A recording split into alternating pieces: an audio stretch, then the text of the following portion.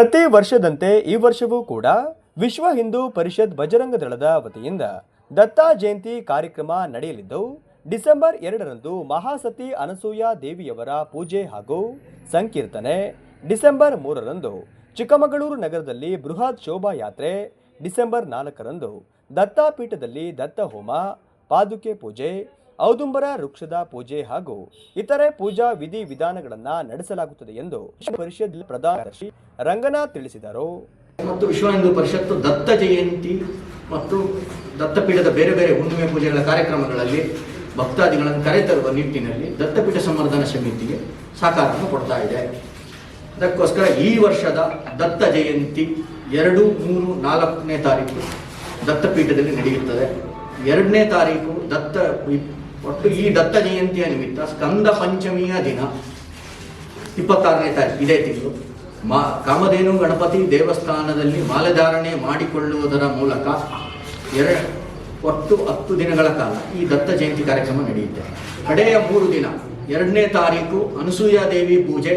ಈ ಅನಸೂಯ ದೇವಿ ಪೂಜೆ ನಿಮಿತ್ತ ರಾಜ್ಯದ ಬೇರೆ ಭಾಗಗಳಿಂದ ಮತ್ತು ಜಿಲ್ಲೆಯ ಬೇರೆ ಭಾಗಗಳಿಂದ ಸಾವಿರಾರು ಜನ ಮಾತೆಯರು ಬೋಳರಾಮೇಶ್ವರದಿಂದ ಸಂಕೀರ್ತನ ಯಾತ್ರೆಯ ಮೂಲಕ ಪಾಲಿಟೆಕ್ನಿಕ್ ಕಾಲೇಜ್ ತೆರಳಿ ಅಲ್ಲಿಂದ ದತ್ತಪೀಠಕ್ಕೆ ತೆರಳಿ ದತ್ತಪಾದಿಕೆ ದರ್ಶನ ಮತ್ತು ಅನಸೂಯ ದೇವಿ ಪೀಠ ದರ್ಶನ ಮುಗಿಸಿ ಪ್ರಸಾದ ಸ್ವೀಕಾರ ಮಾಡಿ ನಗರಕ್ಕೆ ಹಿಂದಿರುತ್ತಾರೆ.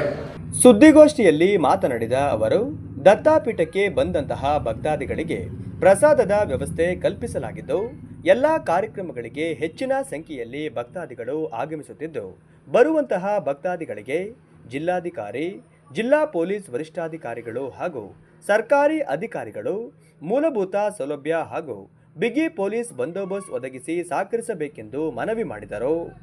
ಹಾಗೆ 3ನೇ ತಾರೀಕು ದತ್ತ ಜಯಂತಿಯ ಅಂಗವಾಗಿ ಈಗಾಗಲೇ ಬೃಹತ್ ಶೋಭಾಯಾತ್ರೆಗಳು ನಡೆಕೊಂಡು ಬಂದಿದೆ. ಅದೇ ರೀತಿ ನಗರದಲ್ಲಿ 15,000ಕ್ಕೂ ಹೆಚ್ಚಿನ ಸಂಖ್ಯೆಯಲ್ಲಿ ಈ ಬಾರಿ ದತ್ತ ಜಯಂತಿಯ ನಿಮಿತ್ತ ನಗರದಲ್ಲಿ ಶೋಭಾಯಾತ್ರೆ ಆಗುತ್ತೆ. ದತ್ತ ರಥಯಾತ್ರೆ ಒಳಗೊಂಡಂತೆ ಶೋಭಾಯಾತ್ರೆ ಆಗುತ್ತೆ. ಈ ಶೋಭಾಯಾತ್ರೆಗೆ ಜಿಲ್ಲೆಯ ಬೇರೆ ಭಾಗಗಳಿಂದ ಸಹಸ್ರಾರು ಭಕ್ತರು ಬರಬೇಕು ಅಂತ ನಿಮ್ಮ ಮೂಲಕ ನಾವು ಮನವಿ ಮಾಡ್ತೇವೆ. ಹಾಗೆ 4ನೇ ತಾರೀಕು ದತ್ತಪೀಠದಲ್ಲಿ ಹೋಮ, ಹವನ, ಔದಂಬರ ವೃಕ್ಷ ಪೂಜೆ ಮತ್ತು 3 ದಿನಗಳು ಕೂಡ ಹೋಮ ಮಾಡಬೇಕು ಅನ್ನುವ ಅವಕಾಶವನ್ನು ನಾವು ಜಿಲ್ಲಾಡಳಿತದ ಮುಂದೆ ಇಟ್ಟಿದ್ದೇವೆ.